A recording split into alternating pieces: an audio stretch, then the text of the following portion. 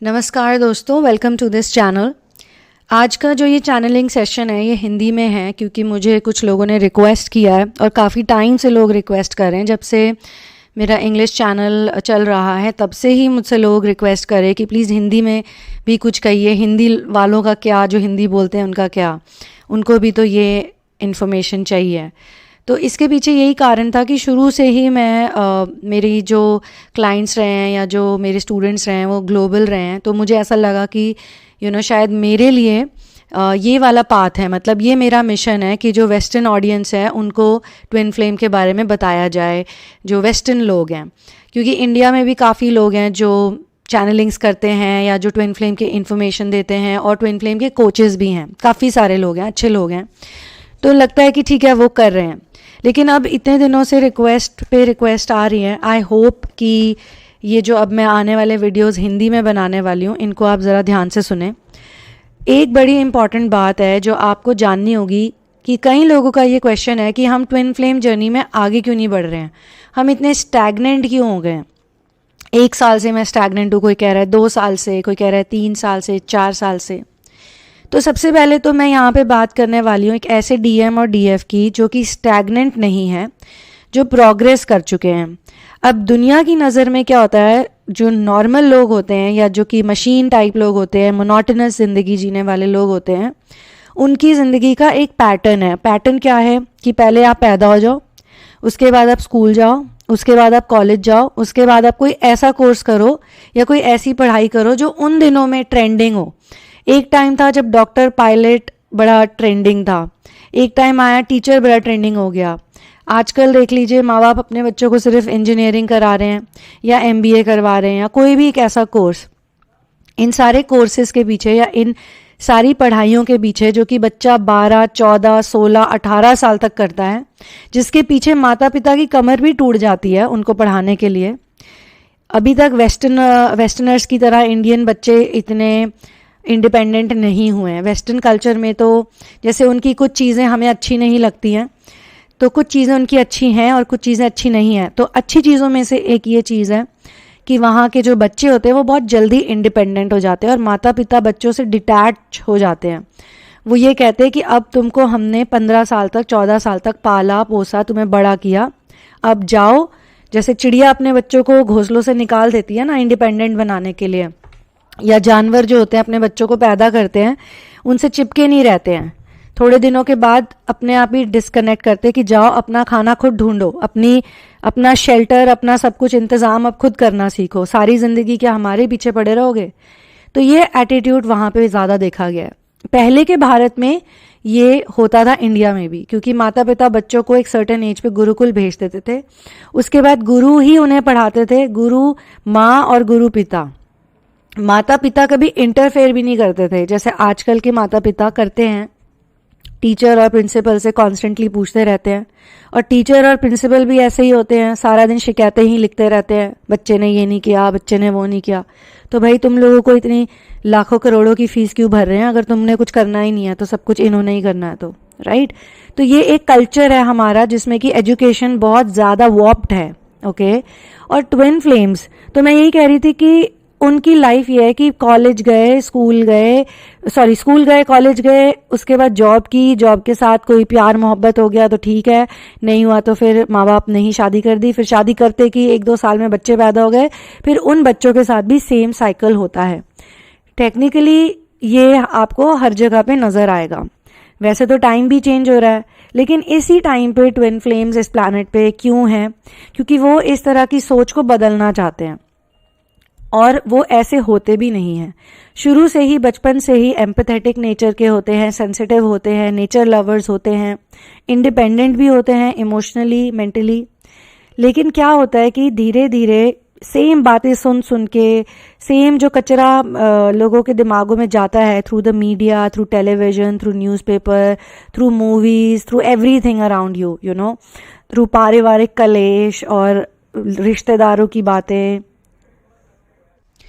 सो twin flames की life simple नहीं होती है, और जिस डीएम और डीएफ की मैं बात कर रही हूँ वो इस दौर से गुजर रहे हैं, लेकिन उन्होंने काफ़ी ज़्यादा प्रोग्रेस कर लिया है। उन्होंने प्रोग्रेस कैसे करी है इसको समझना ज़रूरी है। ये जो ट्विन फ्लेम जर्नी है ये बहुत यूनिक है, इसमें आप प्रोग्रेस तब तक नहीं कर सकते जब तक आप अपने पे काम नहीं करते, आप इनर वर्क नहीं करते, और आप ये नहीं समझते कि जो भी आपके जीवन में घट रहा है, जो कि अच्छा नहीं लग रहा आपको, या जो भी प्रेशर्स आपके ऊपर हैं, चाहे वो शादी का प्रेशर हो, चाहे पैसे कमाने का प्रेशर हो, चाहे सोसाइटी में एक पहचान बनाने का प्रेशर हो, किसी भी तरीके का प्रेशर आपके ऊपर, या पढ़ाई लिखाई का प्रेशर है, या कि रिलीजन का प्रेशर है कि ऐसा रिलीजन का ये मान्यता है तो आप बेटा ऐसे ही करो, ऐसे नहीं कर सकते, जबकि आपको उसमें कोई कॉमन सेंस नज़र नहीं आता। अगर आप क्वेश्चन करते हो तो आपके जो क्वेश्चंस हैं उनको भी ज़्यादा तवज्जो नहीं दी जाती। तो ट्विन फ्लेम्स की जो जर्नी है, जो ग्रोथ है, वो इस वजह से भी कई बारी बहुत डिले हो जाती है, क्योंकि वो नहीं समझ पाते कि मेरे लिए सही क्या है और गलत क्या है, और काफ़ी वक्त तक वो घुट घुट के जीते हैं। काफ़ी वक्त तक उनको ऐसा लगता है कि भाई उनका कोई है ही नहीं इस दुनिया में, इस पूरे संसार में। तो इसीलिए स्टेज जो हमारी है सरेंडर की, वो बहुत इंपॉर्टेंट है। पहली स्टेज है आपकी रिकग्निशन, जहाँ पे आप ये रिकग्नाइज करना शुरू करते हो कि there is a natural element in me and there is a way that I can function. और ऐसे में मुझे अगर ट्रू लव, या जैसे कहते हैं कि घर वाले शादी कर लो, ये कर लो, वो कर लो, तो आप नहीं कर पाते। आप ये कहते हो कि मैं ऐसे कैसे कर लूँ, मुझे किसी सच्चे व्यक्ति से करनी है जिसको दहेज नहीं चाहिए, या जिसको जो कि पेट्रियाकल ना हो, पेट्रियाकी सिस्टम में बिलीव ना करता हो, या जो औरत को बच्चा पैदा करने की मशीन ना समझे केवल, या उसको एक सेक्सुअल ऑब्जेक्ट की तरह ना समझे कि जो सिर्फ उसकी शारीरिक भूख मिटाने के लिए जिसका जन्म हुआ है इस धरती पे, और तो कोई इसका काम ही नहीं है। जो बहुत अनहेल्दी लोग होते हैं ना, कभी एक्सरसाइज करते हैं ना, ढंग का खाना खाते हैं, बहुत ड्रिंक करते हैं, स्मोक करते हैं, लेकिन जब खुद को प्रेजेंट करते हैं ना शादी के लिए दूसरों के आगे, तो डिमांड बड़ी करते हैं कि हमारा लड़का तो डॉक्टर है, इंजीनियर है, पायलट है। ये नहीं बताते कितनी शराब पीता है दिन में, या इसे कितनी बेवजह की प्रॉब्लम्स हैं, या इसको नींद नहीं आती, नींद की गोलियां खाता है, या इसको हाइपरटेंशन की बीमारी है, या इसको हार्ट पेशेंट है ये, या इसको जो भी इश्यूज़ है वो नहीं बताते। या हमारा बेटा हद से ज़्यादा लाडला है। सेम चीज़ लड़कियों में भी होता है। कोई लड़कियां सारी ज़िंदगी बस अपने पापा की परी बन के ही रह जाती हैं, उनका और ज़िंदगी में कुछ आगे होता ही नहीं है, और वो एक ऐसी परी होती हैं जो उड़ भी नहीं सकती है बिना पापा के, या बिना किसी मैस्कुलिन एनर्जी के सपोर्ट के बिना उनका कोई काम नहीं होता। ठीक है, उनको हर चीज़ में कोई ना कोई चाहिए। खुद से वो नहीं कर पाती, ना खुद से कमा पाती हैं, ना खुद से कुछ शॉपिंग भी करनी है लाखों की तो पापा के पैसों से करनी है। हर चीज़ में उनको चाहिए सपोर्ट।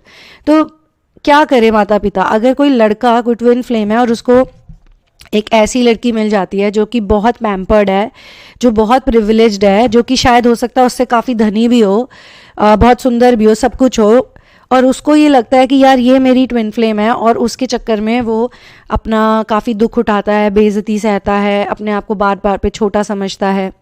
तो ट्विन फ्लेम को आपको समझना पड़ेगा। अगर आप एक डीएम और डीएफ हो, दो तरह के डीएम्स होते हैं, एक होता है डिस्टॉर्टेड मैस्कुलिन और एक होता है डिवाइन मैस्कुलिन। डिस्टॉर्टेड मैस्कुलिन से डिवाइन मैस्कुलिन की जो जर्नी होती है वो बड़ी इंपॉर्टेंट होती है।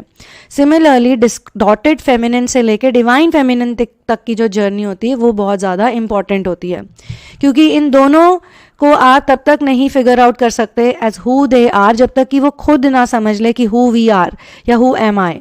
ठीक है, मैं यहाँ क्या कर रहा हूँ, मैं यहाँ क्यों हूँ।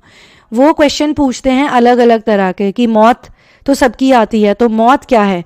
ये एक रियलिटी है या ये एक इल्यूजन है कि कोई मर गया और एकदम से गायब हो गया? ऐसा नहीं होता। मरते सब हैं, और जब मरते हैं तो उनके शरीर को जला दिया जाता है, तो उस हिसाब से वो गायब हो जाते हैं टेक्निकली। उनकी दीवार में एक फ़ोटो लग जाती है जिसमें एक फूलों की माला लग जाती है और 2 अगरबत्तियां जलती हैं। फिर आपको लगता है कि ये व्यक्ति तो चला गया, ये वही व्यक्ति है जिससे मैं रोज़ बात करता था एक ज़माने में, ये वही व्यक्ति है जो मेरे सामने था, जिसे मैं छू सकता था, हग कर सकता था, होल्ड कर सकता था। या अगर आपकी उनसे नहीं बनती तो आपको लगता है कि ये वो व्यक्ति है जिसने मुझे इतना दुख दिया था, इतना सताया था, this and that. Okay, so guys, अगर आप ट्विन फ्लेम जर्नी में एडवांस होना चाहते हो, अभी आप अटक चुके हो, आपको नहीं समझ में आ रहा, आप अपनी जॉब में भी खुश नहीं हो, आपने जॉब भी छोड़ दी, आपको ये लग रहा है कि यार मैं क्या कर रहा हूँ ज़िंदगी में। आप कभी कहीं ट्रैवल करने चले जाते हो तो पहाड़ों को देख के या समुद्रों को देख के आपको लगता है कि यार मैं भी यहीं कहीं बस जाता हूँ, यहाँ की हवा कितनी अच्छी है, यहाँ के ये नदी का पानी कितना अच्छा है, समुद्र की हवा कितनी अच्छी है। लेकिन अगर आप थोड़ा और देखोगे तो आपको पता चलेगा कि वहाँ भी गरीब लोग रहते हैं, वहाँ भी दुखी लोग रहते हैं। चाहे कोई पहाड़ पे रहता हो, अगर वो गरीब है तो वो गरीब है, उसको उस वक्त पहाड़ की हवा और पेड़ों की खुशबू और चिड़ियों की चहचहाहट नहीं समझ आती। उसके लिए तो शायद आपका शहर जहाँ से आप आए हो वो एक नई जगह होगी, और वो वहाँ जाके उतना ही ऑस्ट्रक होगा जितने कि आप कहीं और जाके हो, राइट? आपको एक बुक पढ़नी चाहिए, Alchemist, it's written by Paulo Coelho, और उसमें एक सैंटियागो नाम के लड़के की कहानी है, किस तरीके से उसकी स्पिरिचुअल अवेकनिंग होती है। उसको भी प्यार होता है, उसके मन में भी ऐसे भाव आते हैं कि मैं इससे शादी कर लूँ या मैं ऐसा कर लूँ वैसा कर लूँ, लेकिन उसकी डेस्टिनी में पहले ग्रो करना लिखा होता है, उसकी डेस्टिनी में पहले अवेकन होना लिखा होता है, और उसका जो भी गोल होता है जब एंड में जब वो पहुंचता है, ठीक है, मैं कहानी नहीं आपको बताऊंगी, जब वो एंड में पहुंचता है तो वो भौचक्का रह जाता है, क्योंकि उसने कभी सपने में भी नहीं सोचा होता है, सपना देखा जरूर होता है बट कभी सोचा नहीं होता है कि जो उसके साथ होता है आफ्टर स्पिरिचुअल अवेकनिंग वो क्या है। तो guys and girls, you need to understand, अगर आप इस चैनल पे आए हैं और आपको इतना इंटरेस्ट है ट्विन फ्लेम जर्नी में, ये तो मेरा पहला ट्विन फ्लेम से रिलेटेड वीडियो है। मैं आपको ये भी कहना चाहती हूँ कि please study the life of Radha and Krishna, Ram and Sita and Shiva and Parvati. ये कार्डिनल ट्विन फ्लेम्स हैं, ये ओरिजिनल ट्विन फ्लेम्स हैं, ये पहले ट्विन फ्लेम्स थे, ठीक है। और इन तीनों ने 3 तरह के डायनामिक्स दिखाए हैं और तीनों ही पूजनीय हैं, यानी कि दे आर करेक्ट। पूरी दुनिया पूजा करती है उनकी, क्यों करती है? राधा और कृष्णा की जब पूजा होती है तो राधा और कृष्णा की पूजा होती है ना, उनके पति पत्नी के साथ क्यों नहीं उनकी मूर्ति लगाएगी? मतलब राधा की शादी किसी और से हुई थी और श्री कृष्ण की शादी किसी और से हुई थी, तो श्री कृष्ण और श्री राधा की शादी किसी और से हुई, लेकिन मूर्ति में हमेशा वो साथ में होते हैं, लवर्स, फ्रेंड्स, जो भी आप कहना चाहें। ऐसा क्यों है? उनमें कुछ अलग है, राइट? सेम अब आपके हैं राम और सीता, जिन्होंने शादी भी करी, जिनके लिए, मतलब सीता के लिए जो राम ने लड़ाई लड़ी है, वो तो मुझे नहीं लगता कोई भी पति या कोई भी बॉयफ्रेंड आज के युग में, जैसे हम बॉयफ्रेंड कहते हैं, कोई भी कर सकता है। रावण जैसे बंदे से पंगा लेना, रावण जैसे बंदे को हराना और उसे मार देना, ये कोई मजाक नहीं है। रावण बहुत पावरफुल था, बहुत powerful, extremely powerful he was, okay. तो अपनी पत्नी से वो इतना प्यार करते थे कि एक नंगे पैर वो चले और बंदरों की, भालुओं की, रीछों की, पक्षियों की उन्होंने सेना बनाई और उस सेना को लेके वो रावण से भिड़ने गए और रावण को हरा दिया। ये पावर ऑफ लव है, और ये वैसा लव नहीं है जैसा आप संसार में देखते हो। सीता और राम का जो लव था, डिस्पाइट द फैक्ट कि वो हस्बैंड एंड वाइफ थे, लेकिन उनका लव इतना प्योर, इतना ब्यूटीफुल था। उन्होंने कभी ये नहीं किया जो और लोग कर रहे थे कि चलो बच्चे पैदा करते हैं, अभी तो 14 साल जंगल में हैं ही, अब करना क्या है, टाइम पास यही करते हैं चलो। या जब वो जितने साल वो उनके साथ दशरथ के महल में भी थी, उतने साल भी उन्होंने बच्चे, 1 दशक से ज्यादा ही थी, तब भी उन्होंने ऐसा कुछ नहीं किया। सीता के बच्चे तब पैदा होने लगे जब श्री राम राजा बन गए, जब उनको क्राउन प्रिंस थे, पहले भी क्राउन युवराज तो थे, लेकिन फिर राजा बने। राजा बनने के बाद जब उनको ये कहा गया कि अब आपको एक संतान देनी है राजगद्दी के लिए, नए राजकुमार आपको देने हैं, तब उन्होंने बोला ठीक है। तो उस वक्त सीता जी की आयु 44 इयर्स की थी जब उनके पेट में लवकुश थे। जब लवकुश ने जन्म लिया था वो 44 इयर्स की थी। तो ये तो बिल्कुल भी हमारी नॉर्मल सोसाइटी जैसी बात नहीं है ना।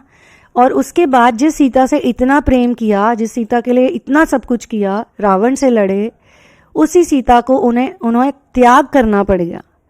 और इसलिए नहीं त्याग किया कि प्यार नहीं करते थे या किसी और से शादी करनी थी या कोई और सुख चाहिए था, नहीं, इसलिए किया क्योंकि उनका जो कर्म था, जिस पोजीशन पे वो बैठे थे, जो राजा की पोजीशन में थे, राजा की गद्दी पे बैठे थे, मुकुट उन्होंने धारण किया था, वो उनकी प्राथमिकता थी।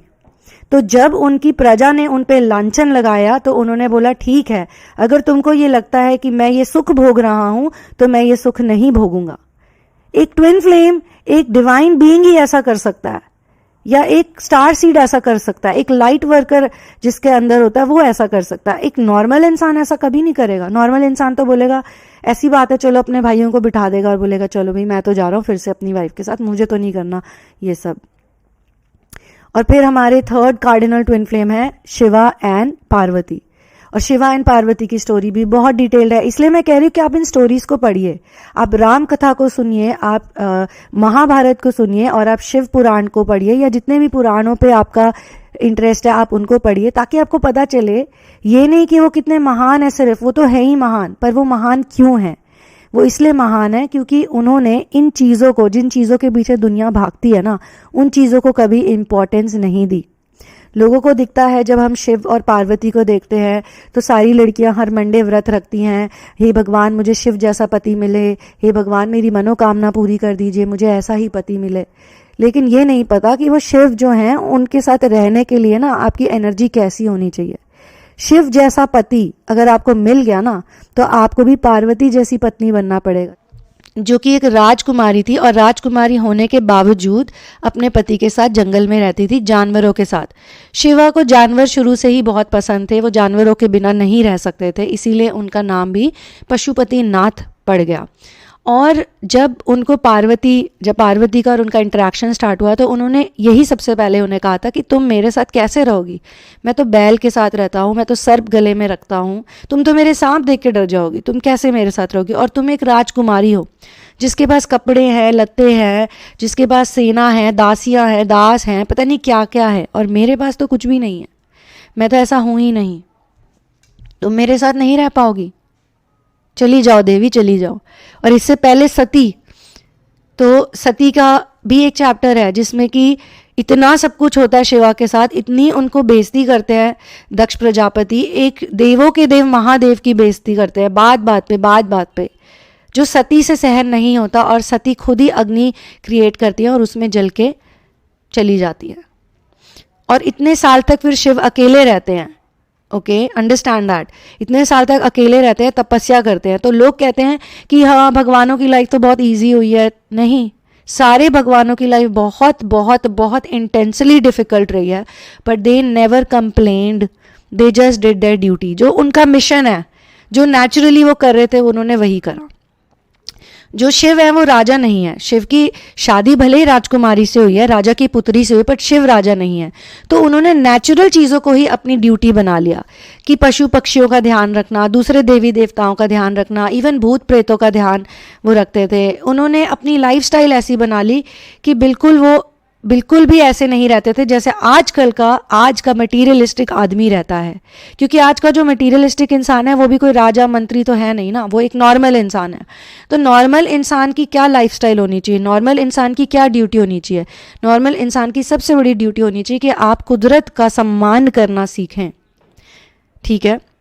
तो बहुत डिफ़िकल्ट लाइफ रही है सबकी, लेकिन सबने हंसते हंसते करी, और सबको सपोर्ट की ज़रूरत है, सबको डिवाइन ग्रेस की ज़रूरत है। श्री राम की पूरी कहानी में आप देखिए, श्री राम हमेशा अपने गुरुओं के अधीन रहे हैं, जैसा गुरु ने कहा वैसा उन्होंने किया, और गुरुओं से ही उनको शिक्षा मिली, गुरुओं से ही उनको शक्तियाँ मिली।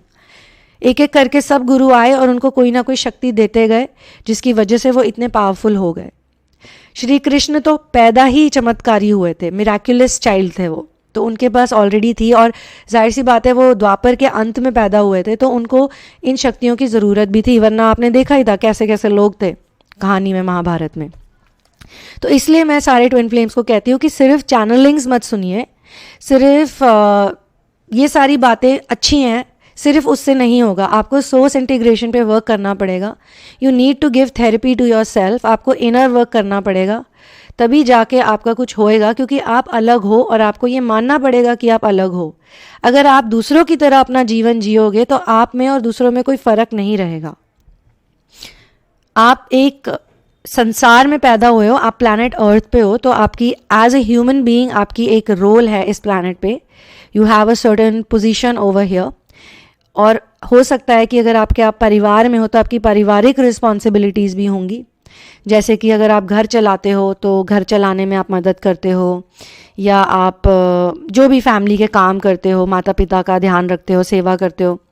लेकिन अगर तो आप वो सब कर चुके हो, आप अच्छे परिवार से हो, आपकी फैमिली को कोई ऐसी कमी नहीं है, सब कुछ सही चल रहा है, तो नेक्स्ट इज़ वॉट? ये नेक्स्ट इज़ वॉट तब आता जब किसी भी इंसान के लिए जब बचपन से ही उसको राइट टाइप ऑफ एजुकेशन मिली हो। हमको जो एजुकेशन मिली है मोस्टली हमारी जनरेशन को और हमारे से पहली वालों को भी, वो एक शो ऑफ कल्चर की जनरेशन है जिसमें एक ट्विन फ्लेम कभी भी सेट नहीं हो सकता। आप ऐसे मोल्ड में फिट नहीं हो सकते। आप कुल्फी नहीं हो कि आपको कुल्फी की तरह जमा दिया एक मोल्ड में, ठीक है, या आप प्लास्टिक नहीं हो कि आपको एक उस मोल्ड में डाल दिया और आपसे एक टॉय बना लिया। नहीं, आप एक जीते जागते व्यक्ति हो जिसके अंदर एक आत्मा है और जिसका एक सर्टेन टाइप ऑफ नेचर है। एम्पैथी आपका नेचर है। Okay, so when you are a empathetic being, तो first and foremost you need to first of all accept it that I am an empathetic being.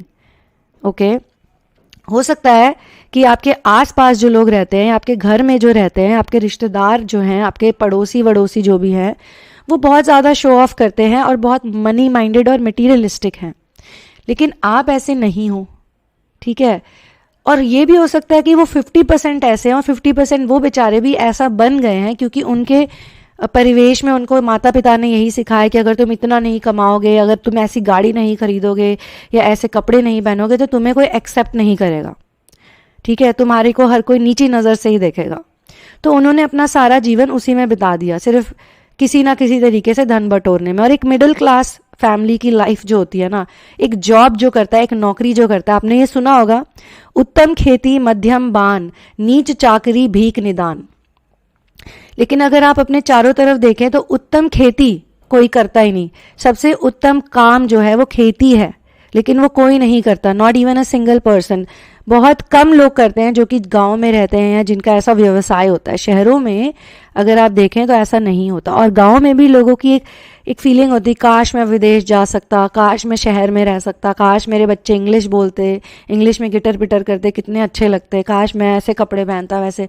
तो वो भी कहीं ना कहीं खुश नहीं है, चाहे भले ही वो ऑर्गेनिक खाना खाते हैं, ऑर्गेनिक हवा पानी में रहते हैं या सारी मेहनत करते हैं, सेहतमंद तो होते हैं, लेकिन एक डिज़ायर उनकी भी होती है कि काश मैं एक बड़ा साहब या बाबू साहब बन सकता, यू नो, और I could have been in the city life doing the all the city peoples, you know, activities and things. All right, so this is the reason why we need to study ourselves deeper, because हम box में बंद के नहीं रहना चाहते हैं, नहीं रहना चाहिए हमें। हमारे चारों तरफ हम लोगों को इंस्पायर भी कर सकते हैं। अगर आप खुश हो या अगर आप स्ट्रांग हो, अगर आप कॉन्फिडेंट हो, अगर आप बोल्ड हो, तो आप बहुत कुछ पुल ऑफ कर सकते हो। आप में हिम्मत है किसी चीज़ का सामना करने की, आप कायर नहीं हो, ठीक है। और अगर आप वैसे टेक्निकली कायर नहीं हो तो आप जिंदगी से भी कैसे डरोगे। जो लोग छोटी छोटी बातों से डर जाते हैं, छोटे मोटी चीज़ों से डर जाते हैं, उनके सामने जब जिंदगी कोई चैलेंज डालती है तो उनकी तो हवा निकल जाती है फिर। और ऐसे में उनको क्या होता है, बीमारियां, heart attack, hypertension, blood pressure, high sugar, बहुत मोटी मोटी तोंद हो जाती है उनकी, जिस तोंद में बहुत सारी बीमारियां होती है। क्योंकि आप ये शायद जानते हो या नहीं जानते हो, आई डोंट नो, लेकिन हमारा सारा जो हेल्थ सिस्टम है वो हमारी पेट से ही जुड़ा है। अगर आपका पेट स्वस्थ है तो आप स्वस्थ हो। अगर आप बहुत ज़्यादा मोटे हो या बहुत ज़्यादा कमज़ोर हो तो आप स्वस्थ नहीं हो। तो आपको अपने खाने पे ध्यान देना चाहिए। तो ट्विन फ्लेम जर्नी एक ऐसी जर्नी है जिसमें हर चीज़ को आप सीखते हो। तो ये इतनी जल्दी कंप्लीट नहीं हो सकती। कई लोग चाहते हैं कि आज ही मेरा ट्विन फ्लेम सेपरेशन स्टार्ट हुआ है और कल ही मेरा यूनियन हो जाए। ऐसे नहीं हो सकता। अगर इतनी जल्दी यूनियन होता तो फिर लोग क्यों इतना कंटेंट बना रहे होते। आजकल लोग क्यों इस सब्जेक्ट पे बुक्स लिख रहे हैं और क्यों इस चीज़ को फैला रहे हैं, क्योंकि इसमें वक्त लगता है। किसी भी अच्छी चीज़ को बनाने में टाइम लगता है। ओके, सो यहाँ पे मैं ये सेशन कंप्लीट करती हूँ। अगर आपको मेरा ये सेशन अच्छा लगा तो इस पे आप लाइक कीजिए, कमेंट्स कीजिए, इसको शेयर कीजिए। मतलब ऐसे ही रैंडम कमेंट्स भी मत कीजिए, जो भी आपको लगे रिलेटेड, क्योंकि ऐसा करने से फिर मुझे भी लगेगा हाँ यहाँ पे कुछ लोग हैं। क्योंकि ऐसा होता है, लोग बोलते तो हैं कि हिंदी में बनाओ, हिंदी में बनाओ, फिर इतने लोग नहीं आते हैं। तो फिर हमें भी लगता है कि यार इससे तो अच्छा फिर मैं इंग्लिश में ही कर रही हूँ, क्योंकि वहाँ पे तो मुझे ज़्यादा ऑडियंस मिल रही है। ये जो वेस्टर्न लोग हैं ये ज़्यादा अवेकन्ड है, इनको ज़्यादा इंटरेस्ट है, उनको रामायण सुनने में ज़्यादा इंटरेस्ट है, उनको महाभारत सुनने में ज़्यादा इंटरेस्ट है, उनको शिवा की स्टोरी में ज़्यादा इंटरेस्ट है, उनको हमारे वेद में इंटरेस्ट है, उनको हमारे उपनिषद में इंटरेस्ट है, उनको हमारे पुराणों में इंटरेस्ट है, उनको हमारे खाने पीने में इंटरेस्ट है, उनको हमारी जड़ी बूटियों में, हमारे मसालों में, हमारी हर चीज़ में इंटरेस्ट है। लेकिन हमें नहीं है। दुख की बात है ये। तो फिर हम सोचते हैं कि क्यों ना फिर हम उन्हीं को केटर करें। Okay, so thank you so much for being here with me. आपसे फिर मुलाकात होगी होपफुली। इस चैनल को अगर आप राम कथा में इंटरेस्टेड हैं, रामायण में इंटरेस्टेड हैं, तो इसलिए भी आप इसको सब्सक्राइब कीजिए। और एक बहुत इंपॉर्टेंट बात है दोस्तों, ट्विन फ्लेम्स तभी ग्रो करते हैं, तभी एडवांस करते हैं, चाहे आप स्टार सीड हो, चाहे आप ट्विन फ्लेम्स हो, जब आप अपने सोलर प्लेक्सस पे वर्क करते हैं, यानी कि मणिपुर चक्र पे आप वर्क करते हैं, जो कि थर्ड चक्र है हमारा, बॉटम से थर्ड, ठीक है। और इस चक्र की जो ध्वनि है, जो साउंड है, जो इसे एनर्जी देती है, वो है राम। तो आप ऐसे समझिए कि क्यों आपको इस साउंड से आपको वास्ता करना चाहिए, क्योंकि ये साउंड आपको बहुत आगे ले जा सकती है, जैसे कि बहुतों को ले गई है। ऐसे बहुत से लोग हैं जिनसे मैंने बात करी है, जो लाइफ में बहुत एडवांस्ड है, बहुत ग्रोथ है उनके अंदर, उनको काफ़ी चीज़ों का पता है, बहुत काइंड हार्टेड है वो, इन्वायरमेंट को लेके बहुत अवेयर हैं, एनिमल्स को लेके बहुत अवेयर है, अपने खाने पीने को लेके अवेयर है, और काफ़ी सारी चीज़ें अमेजिंग करते हैं। और at the same time normal कपड़े पहनते हैं, अच्छे कपड़े पहनते हैं, मतलब कोई ढोंग नहीं करते हैं कि मैं ऐसा हूँ जी, मैं साधु हूँ जी, मैं सन्यासी हूँ, आओ जो मेरे पीछे पीछे आओ, फलाना ढिमकाना। They are normal people and they are doing normal things. And one of the most important thing is to share knowledge. अगर आपके पास नॉलेज आ गई है ना, the next best thing is to share it with those people who would need it. Okay, so they are doing that. So I'll see you soon in another one. One love and peace out and Jai Shri Ram.